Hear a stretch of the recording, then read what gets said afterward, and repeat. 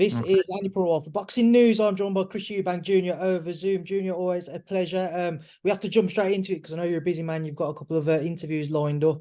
Obviously, we had the news come out yesterday that yourself and Brian McIntyre will be teaming up for this rematch with Liam Smith. Junior, I just wanted to get your understanding as to why you feel Bomac's the right man to guide your corner for this fight and why you felt that it was a right move to split with Roy Jones. Roy had other obligations that he couldn't get out of. So that opened up the opportunity for me to look for a new trainer. And, the stars aligned. Everything was kind of perfectly set up. Bomac was in town in Vegas. I've been out here for months. He was out here, obviously preparing with Terrence for his fight. And we met, and I told him, I need a trainer, and I trust in this guy's ability to run a camp because I've watched Terrence over the years. I've seen how effective he is. So I was interested, and he said, "All right, well, after the fight, we'll get to work." And then they had that amazing result, which gave me all the confidence in the decision that I made, and we were in the gym the next day. Was last week the first time when you had the chance to kind of do some one-to-one work with Bomac, or had you done anything in the build up to them traveling into Vegas? No, yeah, we've only been working together for about a week now. So obviously people will look at that and they look at this fight with Liam and they see this as arguably the biggest fight of your career because of what's at stake, what happened in the first fight. Are there any concerns that you've only just settled on your lead trainer a month out from the rematch? Yeah, I'm sure it is a concern to some people, but for me, I know what I'm going to do in this fight. If I had a trainer or not, it wouldn't. I still have the same mindset and the same approach. So I just needed somebody that was going to be able to,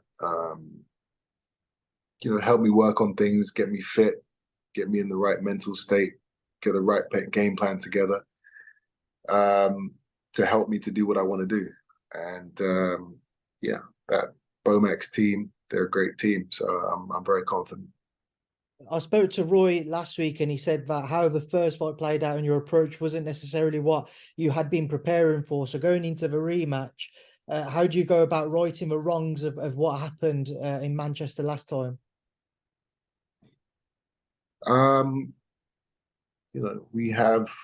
We have a game plan and we're going to stick to it.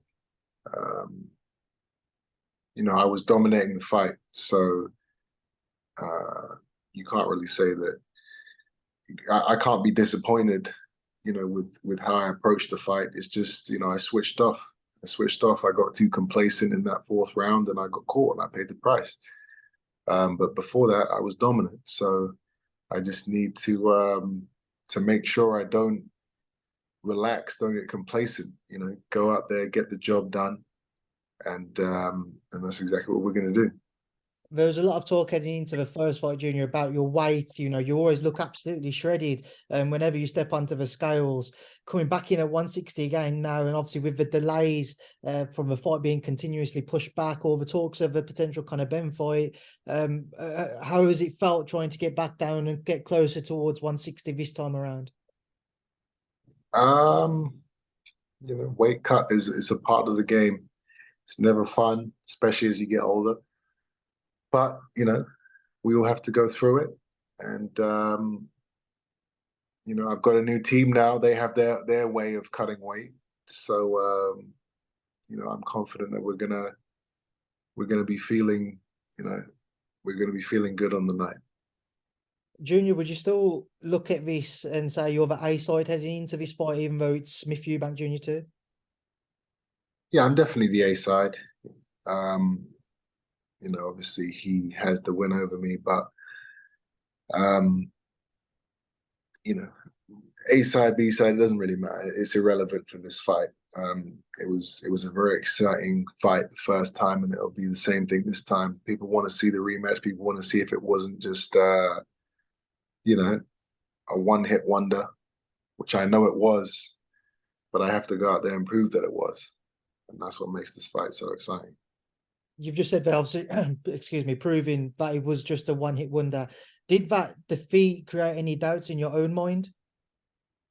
No, you know, if I got battered for 3 rounds and then knocked out in the fourth, then yes, there would be, I would have to reevaluate myself as a fighter. But when you're dominant for 3 rounds and then you get caught, you understand it's part of the game. Sometimes things just go your way. So, I'm still confident I'm the better fighter, but I have to now go out there and prove it because, there's a lot of people now that will say that he is the better fighter. Liam's obviously been adamant that he can repeat what happened in the first fight. Going into it, he spoke about being able to stop you to the head. All the talk was about stopping you to the body if he was to go that way. What have you made of kind of the confidence that Liam's certainly building around himself now heading into this rematch? Of course, he's confident. He has the win over me. So he's going to naturally be a lot more confident than he was in the first fight. So that'll be interesting to see how that plays out, or how that affects, his approach to the fight. Is it on your mind not just to win, but to look to kind of reverse the result from the first fight and to stop Liam? Is that something which you feel like you want to achieve to really make a kind of a statement on the back of how that ended? For sure, yeah. I want to erase the memory of what happened.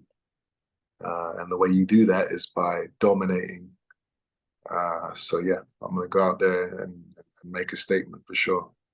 Junior, just two other quick topics to touch on. I'm sure you've obviously been asked about everything to do with Conor Benn recently. What did you make of his provisional suspension being lifted following the findings from the National Anti-Doping Inquiry and investigation? Well, we always knew that they were going to get him out of it eventually. So that there was no surprises there. That fight will happen at some point, probably sooner rather than later.